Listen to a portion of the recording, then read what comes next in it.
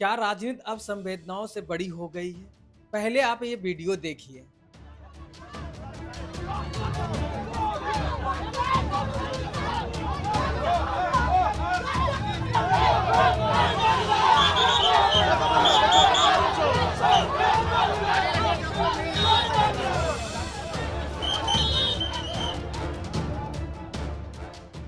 नमस्कार, आप देख रहे हैं इन्फ्लेक्स नेटवर्क। मैं हूं श्रियांश कुमार। आज बात करेंगे एक ऐसे मुद्दे की जहां राजनीति, चुनाव और इंसानियत तीनों आमने सामने खड़ी हो गई है। पश्चिम बंगाल में विधानसभा चुनाव का अंतिम चरण 29 अप्रैल को पूरा हो गया है। काफी गर्मा गर्मी, आरोप प्रत्यारोप और तनाव के बीच चुनाव संपन्न हुआ। लेकिन चुनाव खत्म होने के बाद भी विवाद रुकने का नाम नहीं ले रहे हैं। आरजी कर केस की पीड़िता की मां एक ऐसे नाम जो पहले ही दर्द और संघर्ष का प्रतीक बन चुका है। उन्हें इस बार चुनाव के मैदान में उतारा गया है, लेकिन रिपोर्ट्स के मुताबिक उनके साथ घेराव, बदसलूकी किया गया है और उसके बाद टकराव की स्थिति बन गई है। अब यह सवाल सिर्फ राजनीतिक नहीं रही है।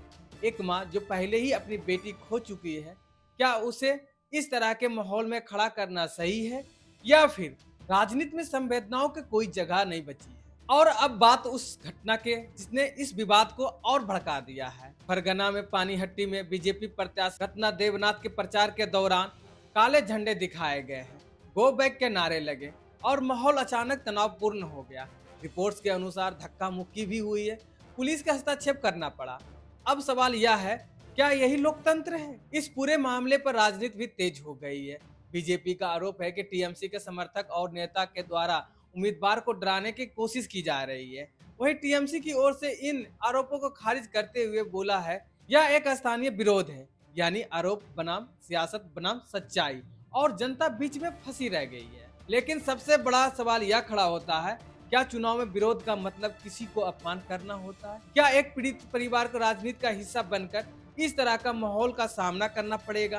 राजनीति अपनी जगह, लेकिन भावनाएं अलग नहीं होनी चाहिए, या फिर अब सब कुछ सिर्फ सत्ता तक सीमित नहीं होनी चाहिए?